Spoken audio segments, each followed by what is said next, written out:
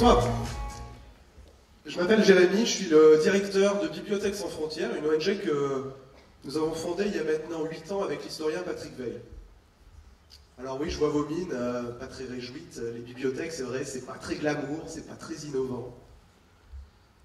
D'ailleurs, c'est assez révélateur qu'on appelle ceux qui les gèrent des conservateurs, vous ne trouvez pas? Les bibliothèques, ça sert plus à rien à l'heure du numérique, on me raconte ça tous les jours. Du coup, je m'en vais? Non, en fait, je vais vous raconter une petite histoire. Hier, j'étais à Calais, auprès des migrants dans la jungle. Je vous raconterai un autre jour à quel point c'est terrifiant d'avoir quelque chose comme ça en France, sur notre territoire. En fait, je vais vous parler d'autre chose. Les migrants, ils vont à la bibliothèque.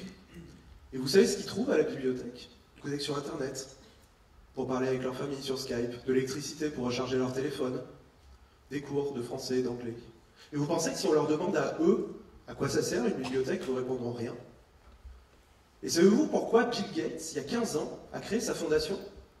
Pour lutter contre la pauvreté en Afrique? La famine? Bah non. Il avait une vision que tous les citoyens américains soient connectés à Internet. Et comment faire cela dans un pays où seulement un tiers des foyers étaient équipés en informatique? Les bibliothèques. Bill Gates a équipé chaque bibliothèque américaine d'un centre multimédia connecté à Internet, en 3 ans seulement. Parce qu'il savait en réalité que tous les citoyens américains, sans exception, pouvaient se rendre à la bibliothèque. Et que c'était certainement le plus beau levier de lutte contre les inégalités sociales. C'est cette conviction qui nous a poussé à créer Bibliothèques sans frontières il y a 8 ans. Les bibliothèques, c'est pas fini, bien au contraire. On n'en a certainement jamais eu autant besoin qu'aujourd'hui. Créer une bibliothèque dans un village en Afrique, alors vous allez avoir des impacts effectivement sur la qualité de l'éducation. Mais vous aurez aussi des choses beaucoup plus inattendues. La réduction de la mortalité maternelle et infantile, par exemple. Parce que les mamans seront mieux informées sur la nutrition, sur l'hygiène pour leurs enfants.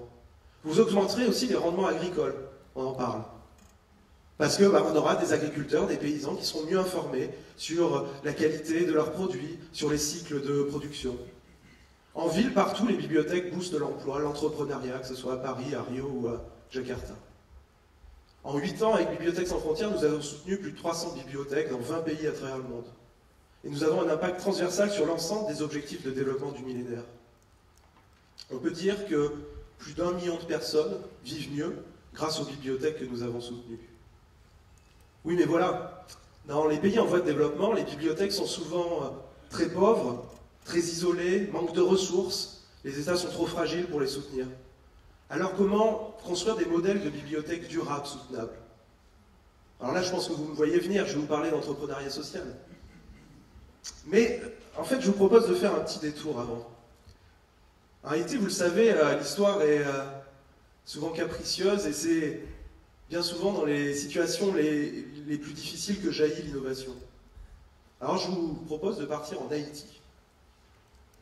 En janvier 2010, la terre a tremblé à Port-au-Prince. Vous vous en souvenez? Il y a plus d'1 million de personnes qui se sont retrouvées dans la rue.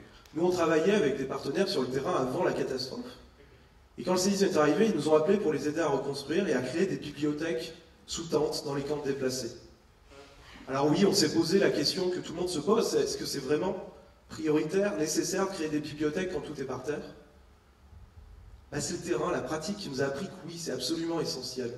En réalité, on avait créé des espaces de normalité dans les camps. Chaque jour, des centaines d'Haïtiens venaient échanger de l'information, communiquer, lire un livre, venir y déposer leurs enfants parce qu'ils étaient en sécurité. En réalité, les réfugiés, les déplacés, ont des besoins immenses pour se nourrir, se loger, se soigner. Mais une fois ces besoins couverts, ils doivent pouvoir se reconstruire. Et trop souvent, les outils manquent pour les aider à se projeter dans l'avenir. En fait, les ONG humanitaires traditionnelles travaillent sur ces besoins élémentaires. Mais est-ce que vous avez idée de combien de temps un réfugié passe en moyenne dans un camp? Dites un chiffre. 17 ans. Toi, tu le sais, tu spoil. Évidemment que tu le sais. On a fait la répétition. 17 ans. Vous vous rendez compte, 17 ans, c'est le temps moyen passé par un réfugié dans un camp. 17 ans où la plupart du temps, il n'aura pas le droit de sortir de ce camp, de travailler. 17 ans sans rien faire. C'est ce chiffre qui nous a poussés à agir. À partir de notre expérience en Haïti, on a imaginé et créé l'IDEAS Box. Alors, l'IDS Box. Une médiathèque en kit qui tient sur 2 palettes, vous les voyez là-haut, et qui peut être transportée très facilement à l'autre bout du monde dans les situations les plus difficiles. Elle s'ouvre en moins de 20 minutes pour créer un espace de 100 mètres carrés. 2 palettes, 100 mètres carrés. Fallait un génie pour réaliser quelque chose comme ça. Mon génie à moi, c'est Philippe Stark, le designer, qui a accepté de créer pro bono ce dispositif et qui a fait un travail absolument fascinant. À l'intérieur, on trouve une connexion Internet, satellitaire ou 4G, des tablettes, des ordinateurs, des ressources électroniques, des ressources pédagogiques, des livres, une bibliothèque avec des livres papier, des livres électroniques, un cinéma avec une télévision, un vidéoprojecteur, et plein d'outils pour stimuler la créativité, des caméras vidéo, des GPS pour faire de la carto, une scène de théâtre. Les coques, vous le voyez, sont des flight cases ultra solides et étanches qui protègent le dispositif et quand ça s'ouvre, ça forme le mobilier. Alors évidemment, tous les contenus sont adaptés en fonction des langues, des populations, de leur culture, et on trouve même un groupe électrogène à l'intérieur pour fournir de l'électricité au dispositif. Les premières IDS Box, on les a déployées en janvier 2014, il y a 1 an et demi, au Burundi, dans des camps de réfugiés congolais. À ce moment-là, on a eu le soutien immense, dont je me rappellerai toute ma vie, de la Fondation Pierre Bellon, sans qui on ne serait pas là aujourd'hui, et qui nous a permis d'en déployer 4 au Burundi dans les camps de réfugiés. Aujourd'hui, il y a plus de 5000 personnes qui les fréquentent chaque jour. Et on note des impacts extrêmement forts en matière de renforcement de l'éducation, de protection de l'enfance, de lutte contre le traumatisme et de résilience des communautés. Alors du coup, l'ONU en veut des centaines. On en déploie en Jordanie et au Liban pour les réfugiés syriens, en Éthiopie dans les camps de réfugiés somaliens et bientôt, j'espère, au Kurdistan irakien. Et on travaille même à des déploiements actuellement en Europe sur la route des migrants, en Grèce, en Hongrie, en France, dans les centres d'accueil, pour justement reconnecter ces populations avec leurs familles et leur permettre de s'intégrer dans ces nouveaux pays d'accueil. Vous voyez, en fait, ce qui est génial, c'est que la IDS Box, ça marche aussi chez nous. Et d'ailleurs, pas que pour les populations réfugiées. Cet été, on a déployé des box à Sarcelles et dans le Bronx, à New York, pour les jeunes qui ne partent pas en vacances. On travaille aussi en Australie avec les populations aborigènes et à Calais, bientôt, avec la bibliothèque.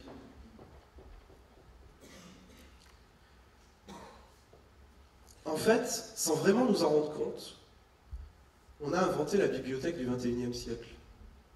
Bibliothèque qui marche partout, dans les endroits les plus difficiles, mais aussi chez nous, en bas de nos immeubles, dans nos parcs, sur les dalles d'une banlieue. Et au-delà de ça, peut-être même qu'on a réussi à trouver la solution pour imaginer un modèle de bibliothèque durable. Imaginez demain des entrepreneurs sociaux en Inde, en Colombie, en Côte d'Ivoire, qui se saisissent d'IDS Box, qui peuvent la louer et créer un petit business social avec. Les sources de revenus possibles avec une box sont nombreuses. On pense tout de suite à la connexion Internet, à l'électricité. Mais il y a plein d'autres choses. Regardons de plus près les modèles d'écoles à 1 $ par mois en Colombie ou en Inde. Observons l'émergence des classes moyennes dans les pays en voie de développement qui ont une telle appétence pour découvrir le monde. En fait, partout, à travers le monde, les gens sont prêts à investir un petit quelque chose pour l'éducation de leurs enfants, pour se former, pour une meilleure information. Autant de services que la box peut proposer à des populations dans les zones les plus reculées. Autant de services qui, proposés à des tarifs sociaux, veulent bouleverser et avoir un impact profond sur l'ensemble des objectifs de développement du millénaire, depuis la lutte contre l'extrême pauvreté jusqu'à l'éducation pour tous. On a travaillé cet été avec le réseau Ashoka Globalizer sur ce modèle d'IDS Box pour les entrepreneurs sociaux, pour l'Inde et pour la Colombie. Alors évidemment, on n'aura pas les retours sur investissement du CAC 40, mais on doit pouvoir faire gagner un petit quelque chose pour ceux qui feront le pari avec nous.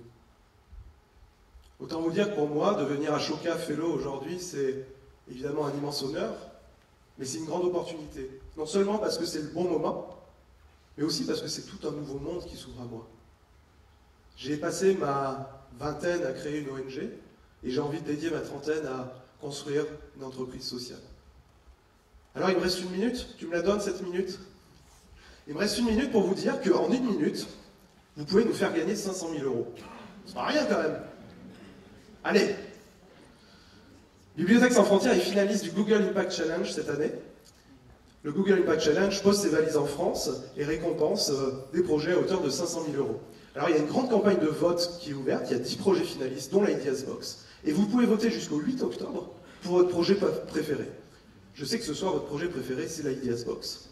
Alors, je vous demande, vous qui avez la chance d'être connecté, de sortir au smartphone, d'aller sur le site du Google Impact Challenge France et de voter pour l'Ideas Box. Merci d'avance. C'est vraiment un grand honneur pour moi d'être ici aujourd'hui avec vous et de pouvoir partager ce rêve que demain, des milliers d'Ideas Box soient déployés partout dans le monde, qu'elles se connectent les unes aux autres et qu'elles créent les conditions d'une citoyenneté éclairée, d'une citoyenneté numérique et sans frontières. Merci beaucoup pour votre soutien et pour l'énergie que vous me donnez. Merci.